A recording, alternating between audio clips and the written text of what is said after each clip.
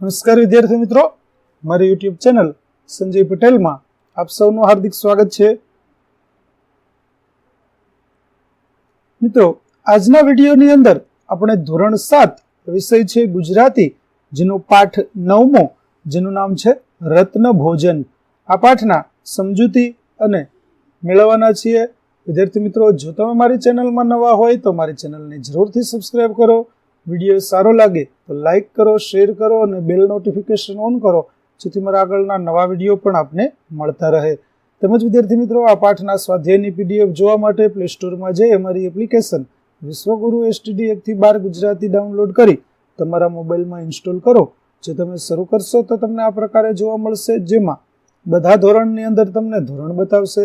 ધોરણ પસંદ કરશો એટલે વિષય બતાવશે, વિષય પસંદ કરશો એટલે પાઠ બતાવશે. જેમાં વિડીયો ઉપર ક્લિક કરશો તો તમને વિડીયો જોવા મળશે અને PDF ઉપર ક્લિક કરશો તો તમને PDF જોવા મળશે. તો આશા રાખો છો અમારી એપ્લિકેશન આપ સૌને ગમશે. જરૂર ડાઉનલોડ કરજો, જે એકદમ ફ્રી છે. કોઈ પણ પ્રકારના ચાર્જ વગર તમે PDF પણ જોઈ શકશો. તો ચાલો મિત્રો, હવે આપણે શરૂ કરીએ પાઠ 9મો, રત્ન ભોજન. રત્ન ભોજન, જેના લેખક છે મનુભાઈ પંચોળી, દર્શક. તો સૌપ્રથમ આપણે લેખકનો પરિચય મેળવીએ કે શ્રી મનુભાઈ પંચોળીનો જન્મ વર્તમાન મોરબી જિલ્લાના પંચાશિયા ગામ પાસે થયો હતો. તેમના પિતાનું નામ રાજારામ અને માતાનું નામ મોતીબાઈ હતું. તેઓ નવલકથાકાર, ચિંતક અને કેળવણીકાર તરીકે જાણીતા છે. તેમની દીપ નિર્વાણ અને ઝેર તો પીધા છે જાણી નવલકથાઓ જાણીતી છે. તેમની સોક્રેટિસ નવલકથાને રાષ્ટ્રીય કક્ષાનો મૂર્તિદેવી પુરસ્કાર પ્રાપ્ત થયો છે. તેમને 1964માં રણજીતરામ સુવર્ણચંદ્રક એનાયત થયો હતો. વિદ્યાર્થી મિત્રો, અહીં જે આપણા લેખક છે મનુભાઈ પંચોળી, કે જેને દર્શક ઉપનામથી ઓળખવામાં આવે છે, અને તેમણે મોરબી જિલ્લાની અંદર તેમનો જન્મ થયો હતો. પિતાનું નામ રાજારામ અને માતાનું નામ મોતીબેન હતું. તેઓએ નવલકથા, ચિંતન અને કેળવણીકાર તરીકે જાણીતા છે.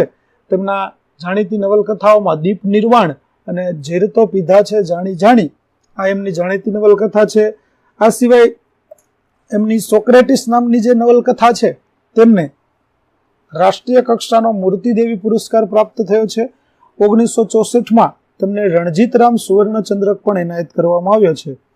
આ પાઠની વિગત જોઈએ તો શ્રી મનુભાઈ પંચોળી દર્શક લિખિત પ્રશિષ્ટ નવલકથા દીપ નિર્વાણ ઈસવીસન 1944માં પ્રકાશિત થઈ હતી. આ નવલકથામાં દર્શકે ભારતના આજથી 2000 વર્ષ પૂર્વેના ગણરાજ્યોનો કાળ કથામાં સરસ રીતે ગૂંથી દીધો છે. વિદ્યાર્થી મિત્રો, અહીં જે પાઠ છે તે આજથી 2000 વર્ષ પહેલા જે ઘટનાઓ બની હોય એ પ્રકારની ઘટનાઓ છે. તે ગણરાજ્ય સમયની અંદર કેવી રીતે શાસન, રાજ્ય અને બધું ચાલતું હતું, આ પ્રકારની પરિસ્થિતિનું વર્ણન છે તે આ પાઠની અંદર આપવામાં આવ્યું છે. આનંદ, સુચરિતા, કૃષ્ણા અને સુદત આ નવલકથાના મુખ્ય પાત્રો છે. તેમજ મહાકશ્યપ અને મહર્ષિ એલ એ બે પાત્રો ઘણા જ તેજસ્વી અને પ્રેરક છે. 27 પ્રકરણોમાં પથરાયેલી આ નવલકથામાં મૌર્યકાળનું આબેહૂબ નિરૂપણ છે. સાથે સાથે તે સમયે શરૂ થયેલા ગ્રીક આક્રમણોનો પણ અહીં ઉલ્લેખ જોવા મળે છે. જેમાં ગ્રીક યોદ્ધા મૈનેન્દ્રનું વર્ણન પણ આ નવલકથામાં છે. સુવર્ણ અને ધનના મોહથી આક્રમણ કરી રહેલા મહાક્ષત્રપ મૈનેન્દ્રને મહર્ષિ એલ કઈ રીતે ઝાંખો પાડીને જીવનનું સત્ય સમજાવે છે, તે પ્રકરણ 18નો અંશ એટલે આ એકમ. મહર્ષિ એલ અહીં પ્રત્યક્ષ ઉદાહરણ દ્વારા બધા જ ગ્રીક સૈનિકોને જે રીતે ઉપદેશ આપે છે તે ઘણું રસપ્રદ છે. આ એકમની ભાષામાં સરળતા અને સંસ્કારિતા છે. કેટલાક વિશિષ્ટ શબ્દો છે તે પણ નોંધી શકશો. વિદ્યાર્થી મિત્રો, અહીં જે પાઠ આપણને આપવામાં આવ્યો છે તે ગણરાજ્ય સમયની અંદર કયા પ્રકારની વ્યવસ્થા હતી તેના વિશે આપવામાં આવેલો છે. જે દીપ નિર્વાણના 27 પ્રકરણો છે, તે 27મા પ્રકરણમાંથી 18મું પ્રકરણ જે છે તે 18મા પ્રકરણનો ભાગ આપણને અહીં આપવામાં આવ્યો છે. જેમાં મૈનેન્દ્ર, કે જે એક ગ્રીક યોદ્ધા છે અને ધન લૂંટવા માટે આક્રમણ કરી રહ્યો છે, તે મૈનેન્દ્રને મહર્ષિ એલ છે તે જીવનનું સત્ય સમજાવે છે અને તેને ઝાંખો પાડી દે છે. આ ઘટના, આ પ્રસંગ જે બને છે તેનું વર્ણન આપણને અહીં આપવામાં આવ્યું છે. તો ચાલો આપણે જોઈએ કેવી રીતે આ ઘટના બને છે. સાથે સાથે પાઠની અંદર કેટલાક તળપદા શબ્દો, કેટલાક વિશિષ્ટ શબ્દો તેનો પણ ઉપયોગ અહીં કરવામાં આવ્યો છે, પરંતુ પાઠની ભાષા છે તે એકદમ સરળ, આપણે સમજી શકીએ આ પ્રકારની છે. ચાલો હવે આપણે પાઠની સમજૂતી મેળવીએ. દેવ મંદિરમાં પેસતા મહર્ષિ એલ એક ક્ષણ માટે ઉંબર પર માથું ટેકવ્યું અને મનમાં બોલ્યા, આજ્ઞા. આનંદને પાછળ આવવા ઈશારો કરી અને અંદર પેઠા. દેવ મંદિર એટલે કે ભગવાનનું મંદિર હતું, એની અંદર પેસતા એટલે અંદર જતા મહર્ષિ એલ છે તે ઉંબરા ઉપર માથું ટેકવે છે અને મનમાં ને મનમાં બોલ્યા, આજ્ઞા. અને પછી પાછળ આનંદ નામનો એમનો શિષ્ય છે તે આવે છે અને તેને અંદર જવા માટેનો ઈશારો કરે છે. પેઠા એટલે અંદર ગયા. પહેલા મૂર્તિ જે જગ્યાએ હશે ત્યાં કાકડો સળગાવી કંઈક તપાસ્યું. પછી સાથે લાવેલ અણીદાર ખીલાને એક જગ્યાએ ભરાવી જોર કર્યું. આનંદના આશ્ચર્ય વચ્ચે પથ્થરો ખસતો લાગ્યો અને થોડી વારમાં માણસ જાય તેટલી જગ્યા થઈ ગઈ.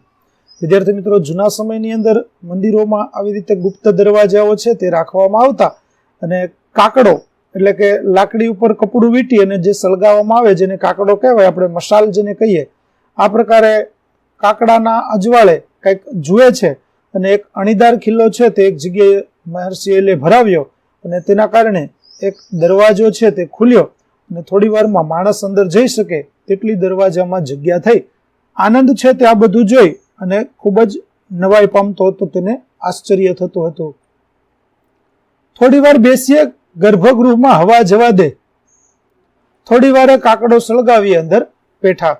ત્યારે મહર્ષિ એલ છે તે આનંદને કહે છે કે આપણે થોડી વખત બેસીએ અને ભૂગર્ભગૃહ કે જે સૌથી અંદરનું મંદિરનો અંદરનો ભાગ છે તે ભૂગર્ભગૃહની અંદર થોડી વખત આપણે કે હવા જવા દઈએ અને ત્યાર પછી કાકડો લઈ અને બંને અંદર જાય છે. આનંદે જોયું તો મંદિરનો નીચેનો આખો ભાગ પહોળો હતો. કોઈક એને અવારનવાર સાફ રાખતું હોય તેમ લાગ્યું. એમાં ચારે બાજુ પુસ્તકાલયની જેમ પોથીઓને ગોઠવી હતી. થોડીક અનુપમ મૂર્તિઓ પણ દેખાય. આ રીતે અંદર ગયા પછી આનંદ છે તેણે જોયું તો મંદિરનો આ જે નીચેનો ભાગ છે તે થોડો પહોળો હતો અને અવારનવાર તેને સાફ રાખવામાં આવતો હોય તેવું એને લાગ્યું, કેમ કે જો સાફ કરવામાં ન આવતું હોય તો કચરો, ધૂળ આ બધું જોવા મળે, પરંતુ એવું અહીં કંઈ જોવા મળતું ન હતું. એટલે આનંદને એવો ખ્યાલ આવી ગયો કે આને કોઈ વારંવાર સાફ કરે છે. અને ચારે બાજુ જેમ પુસ્તકાલયની અંદર પુસ્તકો ગોઠવેલા હોય તેમ અહીં જૂની પોથીઓ છે તે ગોઠવવામાં આવેલી હતી અને કેટલીક અનુપમ મૂર્તિઓ કે જે બીજે ક્યાંય જોવા ન મળે આ પ્રકારની મૂર્તિઓ છે તે પણ ત્યાં જોવા મળે છે. પેલું આખું પુસ્તકાલય નાશ પામે તો પણ આટલાથી આપણું વિદ્યાધન બચી જાય કહી એણે એક ઘોડો ખસેડ્યો. મહર્ષિ એલ કહે છે કે બહાર જે ઉપરનું પુસ્તકાલય છે તે આખું પુસ્તકાલય પણ જો નાશ પામે તો પણ આપણી પાસે અહીં એટલી બધી પોથીઓનો સંગ્રહ, એટલું બધું વિદ્યાધન છે કે જેથી આગળના સમયમાં તે ખૂબ જ આપણને કામ આવી શકે. આટલું કહી અને એણે એક ઘોડો એટલે વસ્તુઓ રાખવા માટેનો લોખંડનો અથવા તો લાકડાનો બનાવેલો જે ઘોડો હોય છે તે કબાટ, આ ઘોડાને ખસેડે છે, આઘો કરે છે. પછવાડેથી દિવાલમાંથી પૂર્વવત એક પસરો ખસેડી આનંદને પોલાણમાં બે પેટી બતાવીને ઊંચકી બહાર કાઢવા કહ્યું. પેટીઓ વજનદાર હતી, એકલા આનંદથી ઊંચકાય તેમ નહોતી, એટલે એણે એક હાથ વતી ટેકો આપી બહાર ખેંચી કાઢી. પછવાડેની દિવાલમાંથી પેલા જ એક પૂર્વવત એટલે પહેલાથી જ એક પથ્થરો છે તે ખસેડી અને આનંદને પોલાણની અંદર જે બે પેટીઓ હતી તે પેટીઓ બતાવી અને કહ્યું કે પેટીઓ ઉપાડી અને તું બહાર લાવ. પરંતુ પેટીમાં ઘણો બધો વજન હોવાના કારણે આનંદ એકલો તે ઉપાડી શકે તેમ ન હતો. તેથી મહર્ષિ એલ છે તેમણે પણ પોતાના એક હાથથી ટેકો કર્યો, કેમ કે એક હાથમાં તો તેમણે કાકડો પકડીને રાખેલો છે. ધૂળ ખંખેરી ઉઘાડી તો એકમાં હતા ઝળહળતા રત્નો અને એની અનેક રંગી આભાથી ભૂગર્ભગૃહની દિવાલો પણ ચમકી રહી. એમાંના થોડા રત્નોને એક પોટલીમાં બાંધી લેવાનું કહી એણે બીજી પેટી ઉઘાડી. એમાં હતા સુવર્ણ તથા રજતના ટુકડાઓ. એની બીજી પોટલી બાંધી ફરી પાછી પેટી હતી ત્યાં મૂકી પથ્થર ખસેડી પુસ્તકના ઘોડાને વ્યવસ્થિત ગોઠવ્યો. તો જે પેટી બહાર કાઢી હતી તે પેટીમાંથી ધૂળ ખંખેરવામાં આવે છે અને પેટીને ખોલે છે. ઉઘાડી એટલે ખોલવી. તો એકમાં ઝળહળતા રત્નો અને એના રંગોને કારણે આખું ભૂગર્ભગૃહ છે તેની દિવાલો પ્રકાશથી ચમકી ઉઠે છે, ઝળહળી ઉઠે છે. અને તેમાંથી થોડાક રત્નો છે તે પોટલી રૂમાલની અંદર કે કપડાની અંદર બાંધવામાં આવે છે. ત્યાર પછી બીજી પેટી ઉઘાડવામાં આવે છે. તેમાં સુવર્ણ એટલે સોનું અને રજત એટલે ચાંદી, તેમાં સોના ચાંદીના ટુકડાઓ હતા, એની બીજી પોટલી બાંધવામાં આવે છે. અને ફરી હતું તેની તે જગ્યાએ પોટલી મૂકી પથ્થર ખસેડી પુસ્તકનો ઘોડો છે તેને વ્યવસ્થિત ગોઠવવામાં આવે છે. યથાસ્થિત એટલે જ્યાં હતો તેમનો તેમ ગોઠવી અને ફરી પાછું દ્રશ્ય જે પ્રકારનું હતું તે જ પ્રકારનું દ્રશ્ય થઈ જાય આ પ્રકારે ઘોડાને ગોઠવવામાં આવે છે. આ છે વિદ્યાપીઠનો ધનભંડાર, કહી ઘોડા પરથી એક પુસ્તક બગલમાં મારી બંને બહાર નીકળ્યા. ત્યારે મહર્ષિ એલ છે તે આનંદને કહે છે કે આ આપણી વિદ્યાપીઠનો ધનભંડાર એટલે કે પૈસા કે સંપત્તિ કે જે કંઈ આભૂષણો જે કંઈ હોય ખજાનો તે બધું જ અહીં રાખવામાં આવે છે. આટલું કહી અને મહર્ષિ એલ છે તેમણે પુસ્તક એક બગલમાં માર્યું એટલે કે બગલમાં લગાવ્યું, રાખી દીધું. આનંદ એવો તો મંત્રમુગ્ધ થઈ ગયો કે અડધા રસ્તા સુધી કશું બોલ્યો નહીં તોય માલવગણ તો ખરીદી શકાય તેટલી કિંમતનો એ રત્ન સંગ્રહ હતો.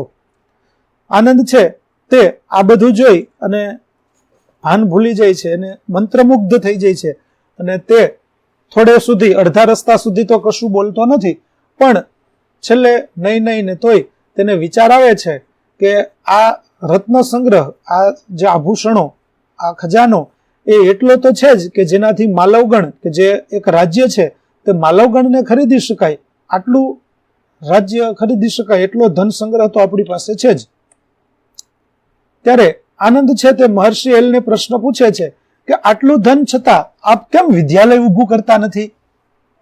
ત્યારે આનંદ છે તે કહે છે કે આપણી પાસે ધન સંગ્રહ તો ઘણો બધો છે, પૈસા તો ઘણા બધા છે, તો તમે વિદ્યાલય શા માટે ઊભું નથી કરતા? ત્યારે મહર્ષિ એલ જવાબ આપે છે કે વિદ્યાલય મારા પર ઊભું કરવા માંગુ છું, ધન પર નહીં. એટલે મહર્ષિ એલ કહે છે કે વિદ્યાલયની ઓળખાણ હું પૈસાથી નહીં પરંતુ મારા પોતાના પ્રભાવથી, મારી પોતાની શક્તિથી હું વિદ્યાલયને ઊભું કરવા માંગુ છું, એટલા માટે હું આ ધન સંગ્રહેલા પૈસા છે તેનાથી નથી કરતો. આ છે છતાં તમે નગર સભા ઉપર શા સારું નભો છો કે આપણી પાસે આટલો બધો ધન સંગ્રહ હોય તેમ છતાં પણ તમે નગર સભા એટલે કે રાજા દ્વારા જે મદદ કરવામાં આવે, નગર દ્વારા, નગરની સભા દ્વારા જે મદદ કરવામાં આવે તેના ઉપર શા માટે આધાર રાખો છો? નભવું એટલે આધાર રાખવો. ત્યારે મહર્ષિ એલ તેને જવાબ આપે છે કે એ જ અમારું ગૌરવને મૂડી છે. ઉદર પોષણ માટે રોજ ભિક્ષા માંગતા અમને શરમ કે કંટાળો આવશે તે દિવસે સરસ્વતી રિસાઈ જશે અને સરસ્વતી વાસી અન્ન પર નથી નભતી. ત્યારે મહર્ષિ એલ કહે છે કે ઉદર પોષણ એટલે કે પોતાના જીવન જરૂરિયાતની વસ્તુઓ, ખોરાકની જરૂરિયાત પૂરી કરવા માટે ભિક્ષા માંગવાનું જ્યારે અમને શરમ આવશે કે જ્યારે અમને ભિક્ષા માંગવાનો કંટાળો આવશે અને તે દિવસે સરસ્વતી એટલે કે અમારી વિદ્યા છે તે પણ નાશ પામશે અને સરસ્વતી છે તે ક્યારેય વાસી અન્ન પર નભતી નથી. ભેગું કરેલું જે અન્ન છે તેના ઉપર સરસ્વતી ક્યારેય ન નોભે, તેના ઉપર ક્યારેય આધાર રાખતી નથી. આજે સૌ આમંત્રિતો આવવાની વેળા થઈ. બધા શિષ્યો આનંદ અને ચારુલતાએ ચોગાન વાળીને સાફ કર્યું હતું, પાણી છાંટી રંગાવલી પૂરી હતી, આસનો પાથરી દીધા, જુદા જુદા ઓટા પર તક્ષશિલાના મશહૂર ધૂપના કોડિયા સળગાવ્યા હતા. એલે આજે કૃષ્ણને આગ્રહ કરી સજાવી હતી તોય એમને સંતોષ નહોતો થતો. આમંત્રિતો આવી ગયા. યવન સામંતો ને એના સાગરીતો બરાબર બની ઠનીને આવ્યા હતા. આ રીતે આમંત્રિતો એટલે જેમને આવવા માટે આમંત્રણ આપવામાં આવ્યું હોય, જેને નોતરું દેવામાં આવ્યું છે, બોલાવવામાં આવ્યા છે, તેવા આમંત્રિતો આવવાની વેળા એટલે સમય થઈ ગયો. બધા જ શિષ્યો આનંદ, ચારુલતા આ બધાએ સાથે મળી અને ચોગાન એટલે મેદાન ફળ્યું તે વાળી અને સાફ કર્યું છે. પાણી છાંટી દીધું છે જેથી ધૂળ ન ઉડે અને તેની અંદર રંગાવલી એટલે કે રંગોળી પણ પૂરવામાં આવી છે. મહેમાનોને બેસવા માટે આસન છે તે પણ પાથરી દેવામાં આવ્યા છે. જુદા જુદા ઓટાઓ ઉપર તક્ષશિલાના પ્રખ્યાત ધૂપ કે જેનાથી સરસ મજાની સુગંધ આવે તે ધૂપના ટેડિયા છે તે સળગાવવામાં આવ્યા છે. કૃષ્ણા એને આજે આગ્રહ કરી અને સજાવવામાં આવી છે, છતાં પણ મહર્ષિ એલને સંતોષ થતો ન હતો. મહેમાનો આવી જાય છે, એમાં યવન સામંત અને તેના સાગરીત એટલે એના સાથીદારો, સાગરીત એટલે સાથીદારો, બધા બરાબર બની ઠનીને એટલે કે તૈયાર થઈને સજી ધજીને આવ્યા છે. ચાલો હવે આગળ શું ઘટના બને છે તે જોઈએ. શક સરદારોએ પણ સુઘડ દેખાવામાં કાળજી રાખી હતી, માત્ર મૈનેન્દ્ર રોજના કરતા ઉલટો સાદો દેખાતો હતો. એણે પાસે કંઈ હથિયાર રાખ્યું નહોતું. પાદત્રાણ પણ આવાસે મૂકીને અડવાણા પગે જ આવ્યો હતો. એલને જોતા જ એ દંડવટ પડી ગયો. શક સરદાર, શક છે તે એક પ્રકારની જાતિ છે અને તેનો સરદાર એ પણ સારો દેખાય તે માટે, સુઘડ એટલે સારો, તેના માટે તેણે કાળજી લીધી હતી. માત્ર મૈનેન્દ્ર એ એક જ સાદો દેખાતો હતો, કેમ કે બીજા બધા છે તે ખૂબ જ તૈયાર થઈને આવ્યા હતા, જ્યારે મૈનેન્દ્ર છે તે સાદા વસ્ત્રોમાં આવ્યો હતો.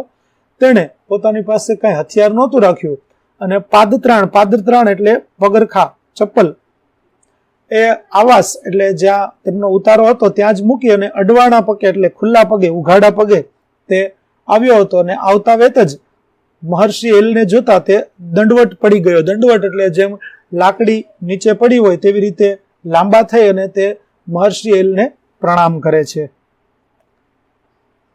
મૈનેન્દ્ર, તું તો હવે મોટો થઈ ગયો, એને ઊભો કરતા મહર્ષિએ સ્નેહથી કહ્યું. શક સરદારો પણ એમના ક્ષત્રપને યથારીતિ અનુસર્યા.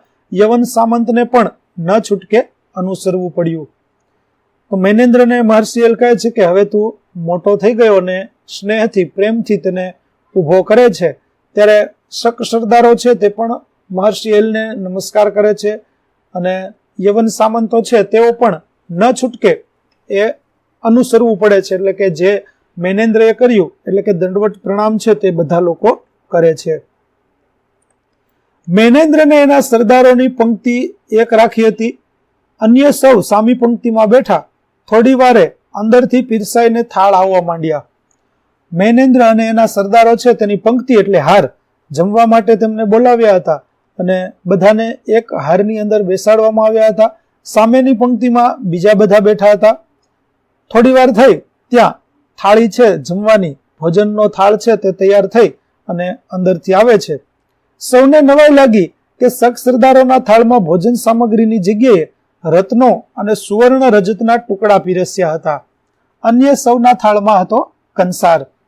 જે શક સરદારો ભોજન માટે આવ્યા હતા તે ભોજન સામગ્રી જોઈ અને બધાને નવાઈ લાગે છે, કારણ કે શક સરદારોનો જે થાળ આવ્યો એ થાળની અંદર રત્નો અને સુવર્ણ રજત એટલે સોના ચાંદીના ટુકડા છે તે જમવા માટે પીરસવામાં આવ્યા હતા.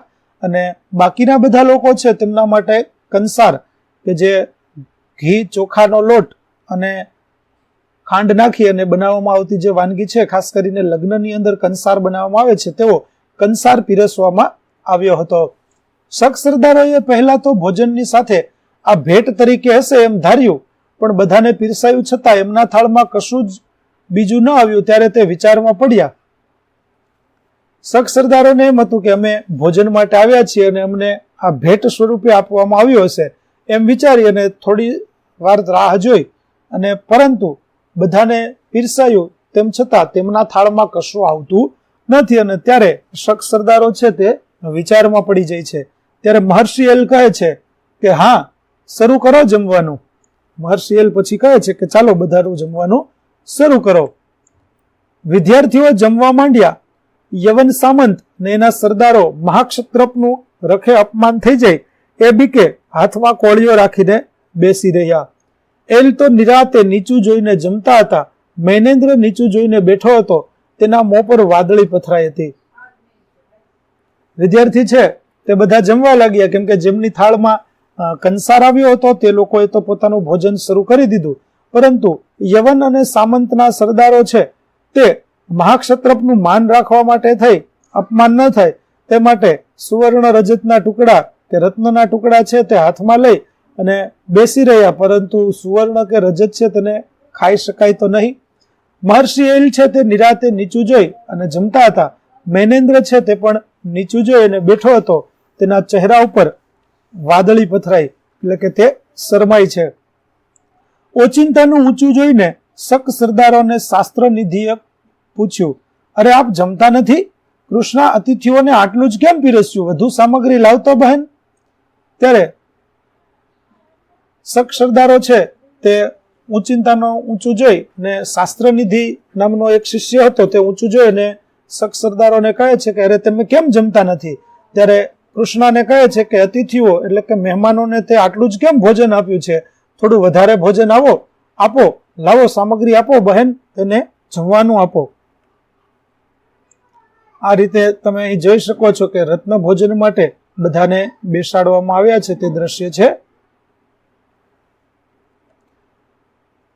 રાંધણિયામાંથી 2 હાથમાં રત્ન તથા સુવર્ણના થાળ લઈને શોભનમુખ કૃષ્ણ બહાર આવી. મેનેન્દ્રને લાગ્યું કે કૃષ્ણની આજની શોભા આગળ રત્નો ફીકા હતા. એક પછી એક થાળીમાં રત્નો ને સુવર્ણ પીરસાયા. રાંધણિયામાંથી એટલે રસોડામાંથી 2 હાથમાં રત્ન અને સુવર્ણના થાળ લઈ અને શોભનમુખી એટલે ખૂબ જ સુશોભિત મુખવાળી કૃષ્ણ છે તે બહાર આવે છે. મેનેન્દ્રને ત્યારે લાગે છે કે આજે કૃષ્ણને જોઈ અને તેમની પાછળ રત્નો છે તે પણ તુચ્છ છે, તે પણ ફીકા લાગે છે. અને તેણે એક પછી એક બધી થાળીઓની અંદર સુવર્ણ રત્નો છે તે પીરસવાનું શરૂ કર્યું. હા, શરૂ કરો એટલે ફરી કહ્યું. કૃષ્ણ હોઠ દબાવી હસતી હતી. ત્યારે મહર્ષિ એલ ફરી કહે છે કે તો ચાલો બધા જમવાનું શરૂ કરી દો. એક શક સરદારે કહ્યું, આમાં શું ખાય? ખૂબ જ આગ્રહ જ્યારે મહર્ષિ એલ દ્વારા કરવામાં આવ્યો ત્યારે એક શક સરદાર છે તે કહે છે કે આમાં શું ખાવું? એટલે કે સુવર્ણ કે રજતના ટુકડાઓને થોડા ખાઈ શકાય. ત્યારે મહર્ષિ એલ આપે છે જવાબ કે કેમ, આપને જે રૂચે તે રત્ન, હીરા, પોખરાજ, સુવર્ણ આ બધું કે આપણને પીરસવામાં આવ્યું છે. મહર્ષિ એલ કહે છે કે આ બધું આપને રૂચે, આપને ભાવે, આપને ગમે તેવું જ છે. તેમાં સુવર્ણ, રત્ન, હીરા, પોખરાજ આ બધું આપણને આપવામાં આવ્યું છે. એ તે કઈ ખવાતું હશે? ત્યાં એક સરદાર બોલે છે કે આ થોડી ખાવાની વસ્તુ છે. મહર્ષિ એલ કહે છે કે એ નથી ખવાતું તમારે ત્યાં? આ શું કહે છે મેનેન્દ્ર? તમે સુવર્ણ રજત ખાતા નથી? ત્યારે મહર્ષિ એલ મેનેન્દ્રને પૂછે છે કે તમારે ત્યાં સોનું ચાંદી ખવાતું નથી? અમે તમારી જેમ અન્ન જ ખાઈએ છીએ. ત્યારે સરદાર જવાબ આપે છે કે અમે સુવર્ણ રજત નથી ખાતા, પરંતુ અમે પણ તમે જેમ અન્ન ખાવ છો તેમ અમે પણ અન્ન જ ખાઈએ છીએ, સુવર્ણ રજત ખાતા નથી. એલે જાણે માનતા ન હોય તેમ ડોકું ધોણાવ્યું. બને નહીં. એલને વિશ્વાસ થતો નથી કે તમે લોકો પણ સુવર્ણ રજત નહીં પરંતુ અન્ન જ ખાવ છો. તેથી તે ડોકું હલાવી અને બધાને ના કહે છે. બધા કહે અમે તમારા જેવું જ અન્ન ખાઈએ છીએ. ત્યારે બધા કહે છે કે અમે પણ સુવર્ણ રજત નથી ખાતા, તમે જેવો ખોરાક ખાવ છો તેવો જ ખોરાક ખાઈએ છીએ. પછી ગંભીર થઈને કહે તમારે ત્યાં વરસાદ વરસે છે? મેનેન્દ્ર પૂછે છે કે હા, તમારે ત્યાં વરસાદ વરસે છે? વરસાદ પડે છે? હા, આપણે ઢંકાઈ જઈએ તેવડું ખડ ઉગે છે, એક વૃદ્ધે કહ્યું. ત્યાં એક વૃદ્ધ કહે છે કે હા, અમારે ત્યાં વરસાદ તો પડે છે અને વરસાદ પડવાના કારણે માણસ ઢંકાઈ જાય એટલું ઊંચું ખડ પણ ત્યાં ઉગે છે. એક વૃદ્ધ છે તે આવો જવાબ આપે છે. નિસાસો મૂકીને થોડી વારે એલે પૂછ્યું તો તમારે ત્યાં ગાયો છે ખરી? જો તમારે ત્યાં ખડ ઉગતું હોય, ઘાસ ઉગતું હોય, ખડ એટલે ઘાસ, તો તમારે ત્યાં ગાયો પણ હોવી જોઈએ. ત્યારે મેનેન્દ્રને મહર્ષિ એલ છે તે પૂછે છે કે તમારે ત્યાં ગાયો છે? એક વૃદ્ધે હસીને કહ્યું આપ શું ધારો છો? તમારા જેવી જ ધરતી, ગાયો, મેઘ ને મેદાનો છે અમારે ત્યાં. ત્યારે એ વૃદ્ધ છે ફરી જવાબ આપે છે કે તમે શું વિચારો છો? જેમ તમારે અહીં ધરતી, ગાયો, મેઘ એટલે કે વરસાદ અને મેદાન છે, એવા જ મેદાનો, એવી જ ધરતી, એવી જ ગાયો અને એવો જ વરસાદ અમારે ત્યાં પણ છે.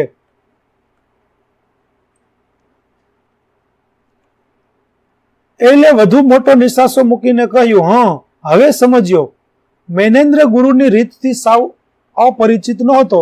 એ સમજ્યો મહર્ષિ કંઈક ઉપદેશવા જ માગે છે અને હાથ જોડીને કહ્યું અમે બધા સાવ જડસુ છીએ, સૂત્રમાં કહો તે અર્ધ પશુઓને નહીં સમજાય. ત્યારે મહર્ષિ એલ છે તેને હજે કહે છે કે હા, હવે મને ખબર પડી. ત્યારે મેનેન્દ્રને ખબર પડી ગઈ કે ગુરુ છે તે કંઈક ઉપદેશ આપવા માંગે છે, કંઈક સમજાવવા માંગે છે, ત્યારે મૈનેન્દ્ર મહર્ષિ એલ સામે હાથ જોડી અને કહે છે કે અમે બધા તો સાવ જડસું, બુદ્ધિ વગરના, કંઈ ખબર ન પડે એવા છીએ, અને તમે આ રીતે સૂત્રમાં વાત કરો તો તે અમારા જેવા અર્ધ પશુઓ, એટલે કે અડધા પશુ અને અડધા માણસ જેવા લોકોને કંઈ સમજાય નહીં. ત્યારે એલ શક સરદારો તરફ જોઈને કહે છે. હવે મહર્ષિ એલને જે મૂળ ઉપદેશ આપવાનો છે તે ઉપદેશ આપવા માટે તે શક સરદારો તરફ જુએ છે અને કહે છે. શું કહે છે કે મેં સાંભળ્યું કે તમે ગામો બાળતા, લોકોને પીડતા, લક્ષ્મી લૂંટતા ફરો છો, ત્યારે ધાર્યું કે તમારે ત્યાં સોનું રૂપું ખાવાનો ચાલ હશે ને ત્યાં પૂરતું નહીં હોય, એટલે આમ કરતા હશો, એટલે તો તમને એ પીરસ્યું. ત્યારે મહર્ષિ એલ હવે પોતાનો ઉપદેશ આપે છે કે મેં જ્યારે સાંભળ્યું કે તમે ગામો બાળો છો, લોકોને પીડતા એટલે કે લોકોને હેરાન કરો છો, તેમની લક્ષ્મી એટલે કે ધન સંપત્તિ છે તે લૂંટી લો છો, ત્યારે મને એવો વિચાર આવ્યો કે તમારે ત્યાં સોનું રૂપું ખાવાનો વિચાર હશે, સોનું રૂપું ખાવાનું ચલણ હશે, અને તે તમારે ઘટતું હશે, એટલા માટે તમે અહીં લૂંટવા માટે કે લેવા માટે અહીં આવ્યા હશો, અને એટલા માટે જ મેં તમારા થાળમાં એ સોનું રૂપું પીરસ્યું હતું. પણ જ્યારે મેં જાણ્યું કે તમે તો અમારા જેવું જ ખાઓ છો, ત્યારે વળી થયું કે કદાચ તમારી તરફ વરસાદ જ નહીં હોય, થતો હોય, પણ એમ થાય છે એમ સાંભળ્યું, ત્યારે મને થયું કે જેને ત્યાં ધરતી છે, મેઘ છે, વનૌષધિ છે, છતાંય જે લોકો બીજાના મુલકનો સર્વનાશ કરતા આવે છે, તેમને ત્યાં ભગવાન શા સારું વરસાદ વરસાવતા હશે. ત્યારે મૈનેન્દ્ર છે તે પોતાનો મૂળ ઉપદેશ આગળ વધારતા કહે છે કે આ રીતે મને ખબર પડી કે તમે અમારા જેવું જ અનાજ ખાવ છો, ત્યારે મને થયું કે કદાચ તમારે ત્યાં વરસાદ નહીં હોય અને એટલા માટે તમે આવું કરતા હશો. ત્યારે મેં એ પણ સાંભળ્યું કે તમારે ત્યાં વરસાદ પણ છે, ધરતી પણ છે, વન ઔષધિ એટલે કે વનમાંથી મળતી ઔષધિઓ પણ છે, અને તેમ છતાં પણ તમે બીજાના મુલક એટલે પ્રદેશ, તેનો સર્વનાશ એટલે કે નાશ કરતા કરતા આવો છો, તો ભગવાન તમારા માટે વરસાદ શા માટે વરસાવતા હશે? તમારે તો વરસાદની કોઈ જરૂર નથી. એટલે મેં પૂછ્યું કે તમારે ત્યાં ગાયો છે, અને તમે હા કહી, ત્યારે મને સમજાયું કે ભગવાન તમારા જેવાને ત્યાં શું કામ વરસાદ વરસાવે છે. ત્યારે મૈનેન્દ્રને ઉપદેશ આપતા અને બધા જ શક સરદારોને ઉપદેશ આપતા મહર્ષિ એલ કહે છે કે તમારે ત્યાં વરસાદ પડવા પાછળનું મુખ્ય કારણ છે તે મને હવે સમજાયું કે ભગવાન તમારે ત્યાં શા માટે વરસાદ વરસાવે છે, કે વરસાદ વરસે છે તે તમારે માટે નહીં, પણ પેલી અબોલ ગાયો માટે. તમે તો ભગવાનની દયાને પાત્ર નથી.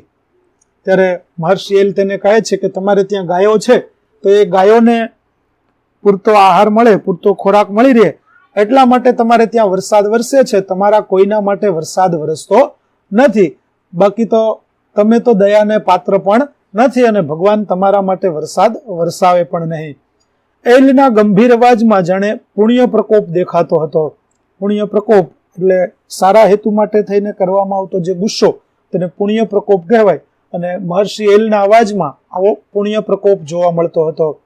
આશ્રમના વૃક્ષો પાંદડું હલાવ્યા સિવાય એમને સાંભળતા હતા. આશ્રમના વૃક્ષો છે તે પણ મહર્ષિ એલનો આ સંદેશ, આ ઉપદેશ શાંતિથી સાંભળતા હતા. સામેની ગૌશાળાની ગાયો પણ જાણે એ તરફ કાન માંડ્યા હોય. મૈનેન્દ્ર જાણે એ વેણ વેણ ઘડાતો, પીતા ખવાતો, પીડા પામતો ને વારે વારે પુનર્જીવન પામવા મથતો હતો. ગૌશાળાની અંદર જે ગાયો હતી તે ગાયો પણ આ મહર્ષિ એલનો ઉપદેશ સાંભળવા માટે તલ્લીન થઈ ગઈ છે. મૈનેન્દ્ર છે તે પણ જાણે કે મહર્ષિ એલના શબ્દે શબ્દે ઘવાતો હોય, પીડા પામતો હોય, દુઃખી થતો હોય, અને ફરી પાછો પુનર્જન્મ લેવા મથતો હોય. આ પ્રકારની સ્થિતિ છે તે મૈનેન્દ્રની થાય છે. એલ બોલી રહ્યા છે અને ચિત્રલેખા જેવી કૃષ્ણના હાથમાંથી ખણ ખણ ખણ કરતા બંને થાળ છૂટી પડ્યા. સુવર્ણ, રજત ને રત્નો ચારે બાજુ ધૂળમાં રોળાયા. આવી રીતે મહર્ષિ એલ છે તેમનો ઉપદેશ શરૂ છે, એટલામાં જ કૃષ્ણના હાથમાંથી બંને હાથો છે તે નીચે પડી જાય છે, અને સુવર્ણ, રજત અને રત્નો ધૂળમાં રોળાય છે, એટલે કે ધૂળમાં ભળી જાય છે, તેમના બધા ઉપર ધૂળ ચડી જાય છે. વિદ્યાર્થી મિત્રો, અહીં આપણી પાઠની સમજૂતી છે તે પૂરી થાય છે. હવે આપણે પાઠના જે કેટલાક અઘરા શબ્દો છે તે જોઈએ. તો નગર શ્રેષ્ઠી એટલે નગરના મહાજનોનો આગેવાન, ભૂગર્ભ ગૃહ એટલે ભોંયરું, આભા એટલે તેજ, રજત એટલે રૂપું ચાંદી, યથાસ્થિત એટલે જેમ હતું તેમ, મંત્રમુગ્ધ એટલે મંત્રની અસર નીચે આવેલું, પાદત્રાણ એટલે પગરખું, અડવાણા એટલે ઉઘાડા પગ, દંડવટ એટલે લાકડીની જેમ લાંબા પડીને, પંક્તિ એટલે હાર કતાર, શોભનમુખ એટલે સુંદર મુખવાળી, પોખરાજ કે જે એક પીળા રંગનું રત્ન હોય તેને પોખરાજ કહેવાય, જડસુ એટલે અકલ વિનાના જડ, સૂત્ર એટલે અર્થથી ભરેલું વાક્ય, વનૌષધિ એટલે વનમાં થતી દવા, પુણ્ય પ્રકોપ એટલે પાપ કે અન્યાય સામેનો જે ક્રોધ હોય તેને પુણ્ય પ્રકોપ કહેવાય. ત્યાર પછી એક શબ્દ સમૂહ માટે એક શબ્દ હતો કે મંદિરના છેક અંદરના ભાગમાં જવાનું દ્વાર જેને ગર્ભદ્વાર કહેવામાં આવે. તો વિદ્યાર્થી મિત્રો, અહીં આપણું પાઠ 9 રત્ન ભોજન ની સમજૂતી છે તે પૂરી થાય છે. આ પાઠનો સ્વાધ્યાય જોવા માટે પ્લે સ્ટોરમાંથી અમારી એપ્લિકેશન વિશ્વગુરુ STD 1 થી 12 ગુજરાતી ડાઉનલોડ કરો, તેમજ PDF જોવા માટે પ્લે સ્ટોરમાંથી અમારી એપ્લિકેશન ડાઉનલોડ કરો, જેમાં આપ બિલકુલ ફ્રીમાં PDF જોઈ શકશો કોઈ પણ પ્રકારના ચાર્જ વગર. નવા વિડીયો મેળવવા માટે અમારી ચેનલને જરૂરથી સબસ્ક્રાઇબ કરો. ફરી મળીશું નવા પાઠ સાથે. ત્યાં સુધી આવજો.